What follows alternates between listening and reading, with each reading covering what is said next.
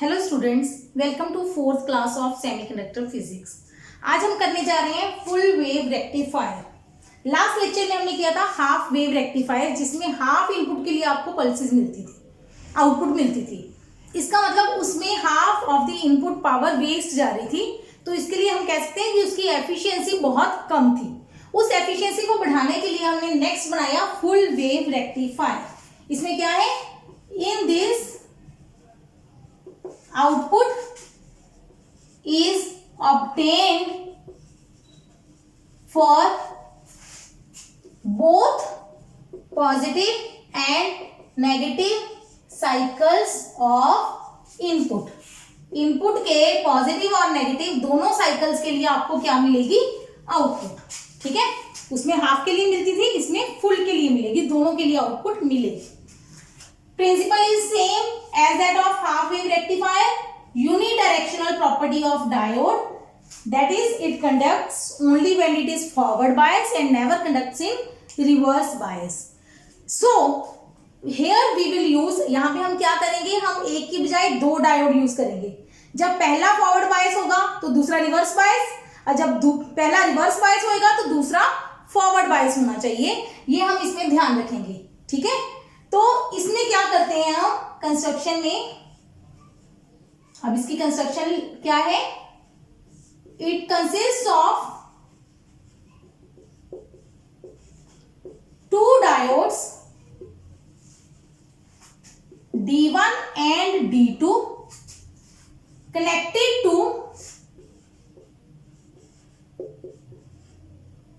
secondary of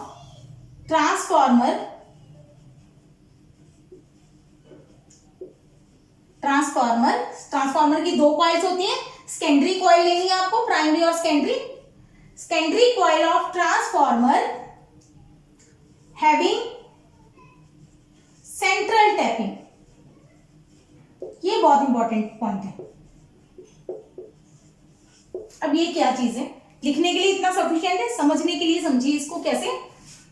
हमारे पास वही AC input, एक लगाया है ट्रांसफार्मर, ये होती है प्राइमरी, ट्रांसफार्मर की सेकेंडरी कॉइल। अब क्या है, मैंने लिखा है सेंट्रल टैपिंग। ट्रांसफार्मर की सेकेंडरी पे सेंट्रल टैपिंग की हुई है। टैपिंग मतलब एग्जैक्टली सेंटर ढूंढना है। ट्रांसफार्मर में क्या होगा, जब आप एसी लगाओगे तो एक साइड पॉजिटिव होगी, एक साइड नेगेटिव। अगर हम एक नंबर लाइन सोचें, नंबर लाइन में सेंटर में 0 होता है, इधर 1 2 3, इधर -1 -2 -3, राइट। तो इसका मतलब एक तरफ 3 है, दूसरी तरफ -3, तो बीच में क्या होएगा, 0। तो सेंटर टैपिंग, सेंटर में कनेक्शन आपको कहां बनाना है, जहां पे ये 0 आएगा।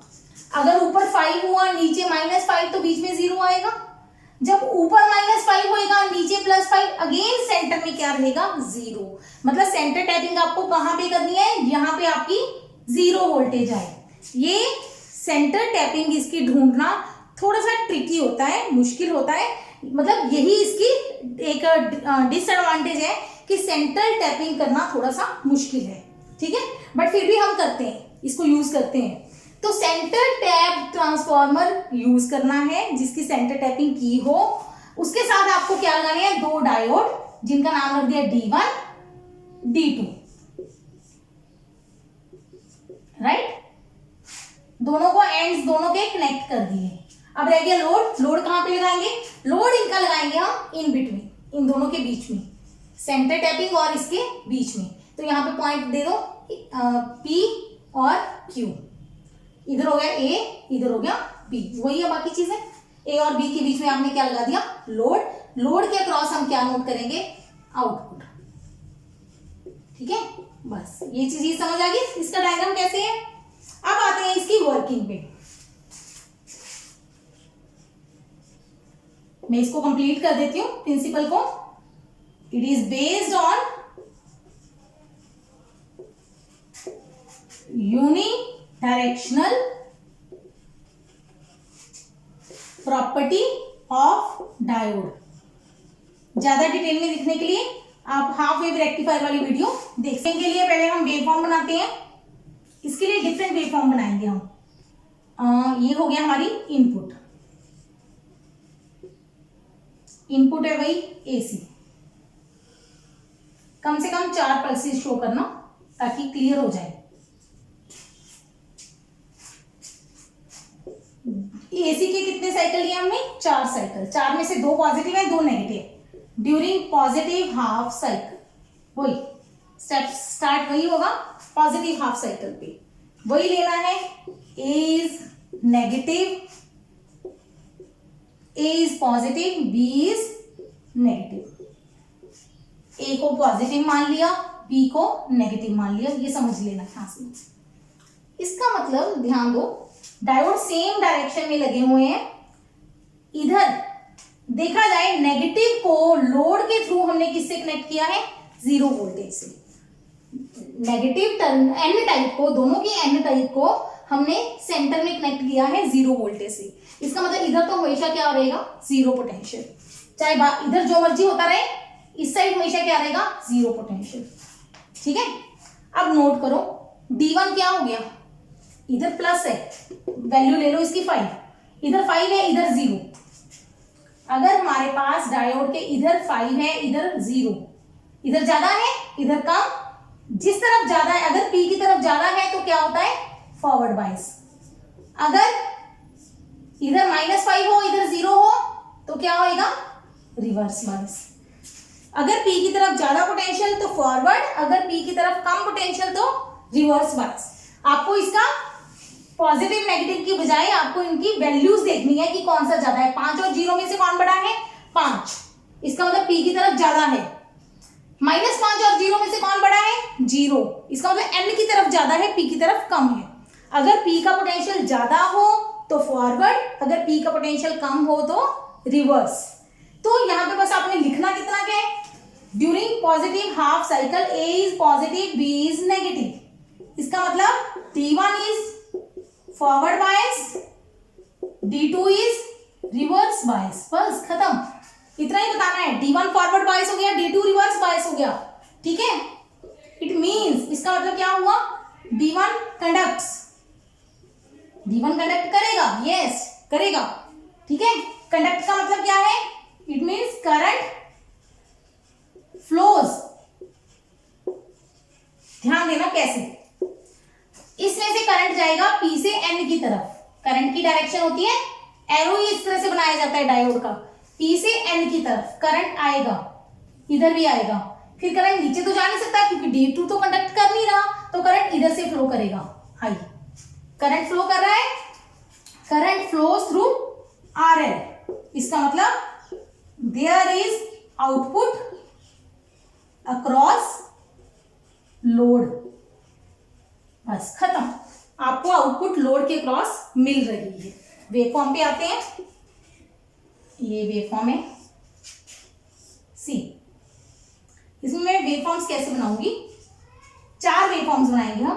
पहली होगी इनपुट की, फिर बनाएंगे D1 की, फिर बनाएंगे D2 की, लास्ट में बनाएंगे आउटपुट। 4 वेवफॉर्म्स बनानी है, थोड़ा सा लेंथी क्वेश्चन बन जाते हैं। अब क्या है? फर्स्ट हाफ साइकिल में, ये पॉजिटिव हाफ साइकिल है, इसमें क्या हो रहा है? हमारा D1 कंडक्ट कर रहा है। इसका मतलब D1 के क्रॉस आउटपुट आएगी, वोल्टेज आएगी, D2 के क्रॉस वोल्टेज नहीं आएगी। ऐसे बनाना है आपको। पहले हाफ साइकिल में D2 की आउटपुट नहीं आएगी, D1 की आएगी, D1 की पॉजिटिव ही रहेगी। ठीक है, अब इधर देखिए करंट की डायरेक्शन क्या आएगी? करंट किधर से जा रहा है? P से Q की तरफ। चलो इसको मैंने पॉजिटिव मान लिया, भी करंट आ रहा है, करंट आ रहा है तो वोल्टेज भी आ रही है। Again voltage is proportional similar to input, voltage is similar to input. ये वोल्टेज इनपुट जैसी ही होगी। जब इनपुट कम है तो आउटपुट कम आएगी, कम करंट आएगा। जब इनपुट, क्योंकि ये वोल्टेज हमारी फिक्स नहीं है, भी 5 है, ये 0 से 1 2 3 4 5 फिर 5 से 4 3 2 1 ऐसे जाएगी। तो जैसे जैसे ये कम होएगी करंट कम होगा, करंट कम होगा तो आउटपुट हमारे पास कम आएगी, लेकिन उसकी जो शेप है वो इनपुट जैसी ही आएगी, राइट। चलिए अब आते हैं सेकंड साइकिल पे। During negative half cycle, negative half cycle में क्या होगा, व्हाट विल हैपन। मैं इसको यहीं से रिमूव कर रही हूं, आप इसके दो डायग्राम भी बना सकते हैं या ये पहले वाली चीज डायग्राम में शो ना हो। ड्यूरिंग सेकेंड हाफ साइकिल हमारा ए क्या होगा नेगेटिव, बी क्या होगा पॉजिटिव। लिख देते हैं A is negative, B is positive, खत्म। पहले हमने बता दिया कि ए हमारा क्या होगा नेगेटिव, बी पॉजिटिव। अब ए नेगेटिव है, सेंटर में 0 ही रहेगा, एक तरफ पॉजिटिव एक तरफ नेगेटिव, +5 -5 +2 -2, बीच में 0 ही रहेगा, राइट। जब यहाँ पे 1 1 होएगा तो भी सेंटर में 0, 2 2 आ गया तो भी 0, 3 3 आ गया तब भी 0। तो ये n टर्मिनल हमेशा किस पे रहेगा 0 पे। अब इस केस में देखो इधर क्या हुआ, इधर P का पोटेंशियल पॉजिटिव है, पॉजिटिव मतलब ज्यादा है, 5 है 2 है 3 है, जो भी हुआ 0 से तो ज्यादा ही है, ज्यादा है मतलब ये क्या हो गया फॉरवर्ड बाइस्ड।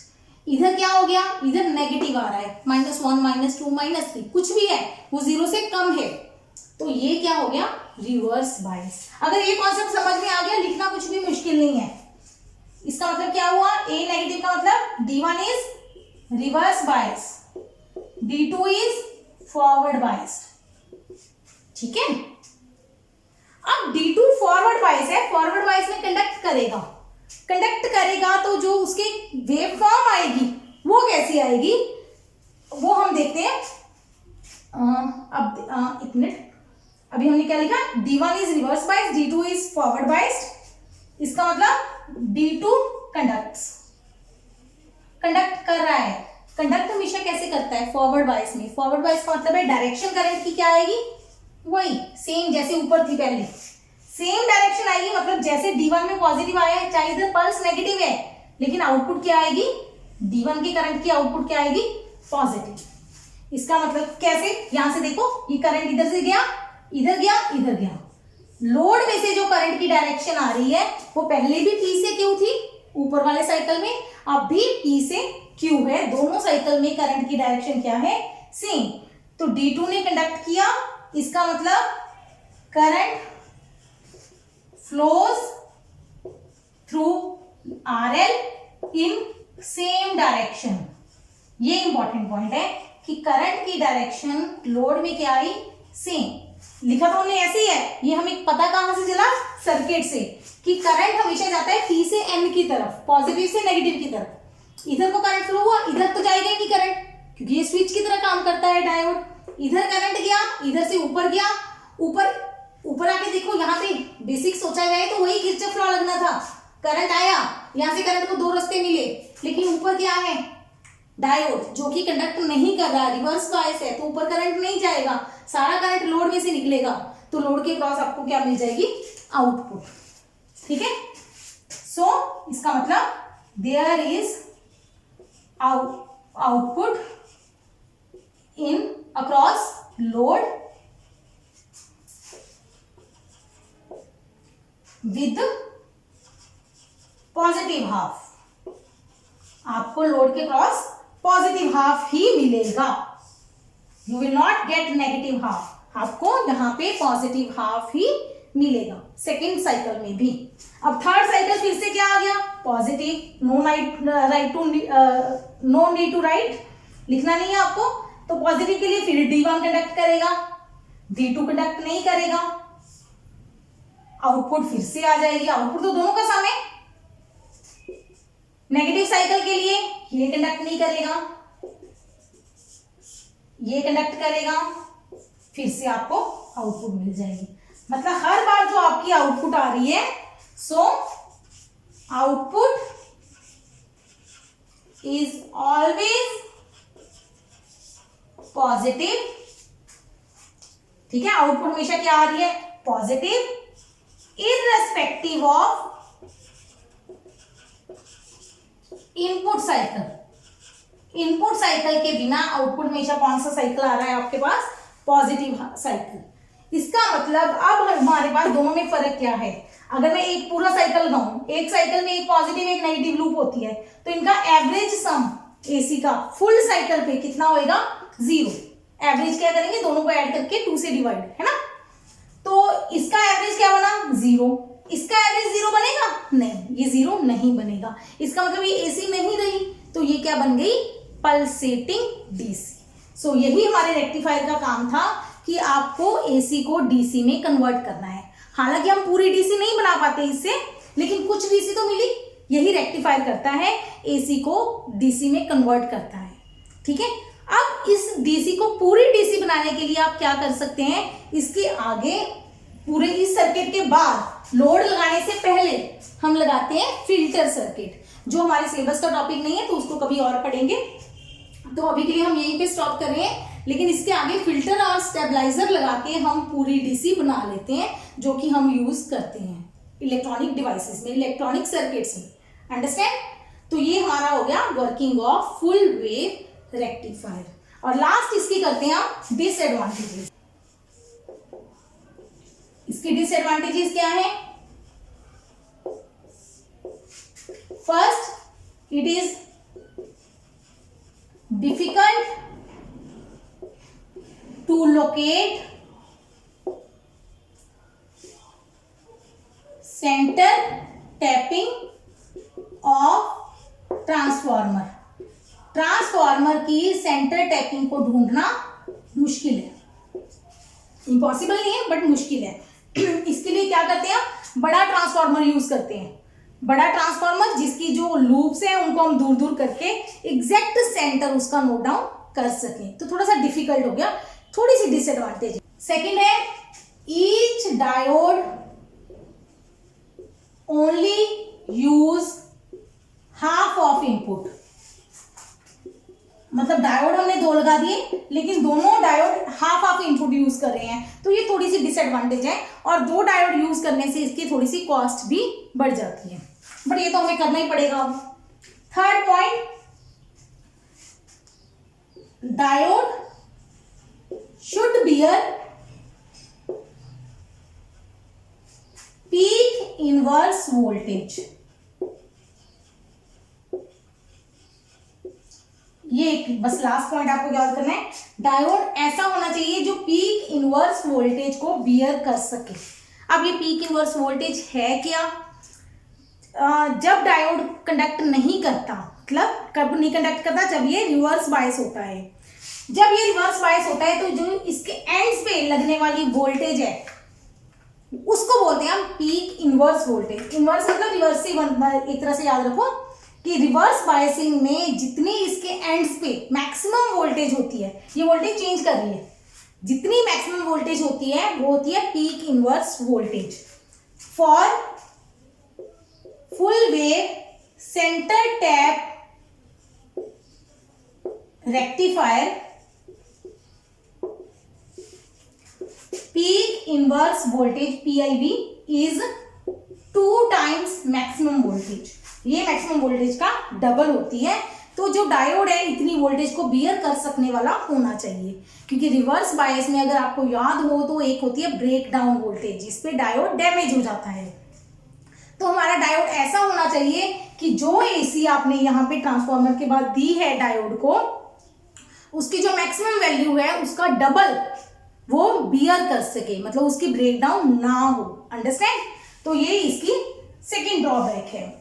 इस ड्रॉबैक को रिमूव करने के लिए नेक्स्ट रेक्टिफायर बनाया गया ब्रिज रेक्टिफायर। उसमें 2 के बजाय 4 डायोड यूज होते हैं, बट क्योंकि वो डिप्लोमा के सिलेबस में नहीं दिया हुआ तो आज हम यहीं पे टॉपिक खत्म करते हैं। फिर भी अगर किसी को वो समझना हो ब्रिज रेक्टिफायर तो I will make a video definitely.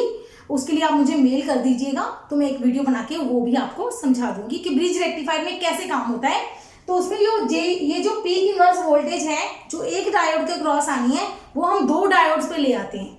2 diodes पे ले आएंगे तो हाफ ऑफ हो जाएगी, तो वो पीक इनवर्स वोल्टेज वाली टेंशन खत्म हो जाएगी। दूसरा और ब्रिज रेक्टिफायर का क्या फायदा है कि ये जो हम सेंटर टैपिंग इसमें मुश्किल होती है ट्रांसफार्मर की, ब्रिज रेक्टिफायर में हमें सेंटर टैपिंग की जरूरत नहीं पड़ती। ठीक है, चलो फिर फॉर द टाइमिंग हम इसको छोड़ रहे हैं, और ये आप center tapped full wave rectifier अच्छे से याद कर लो। It's very important topic for paper point of view.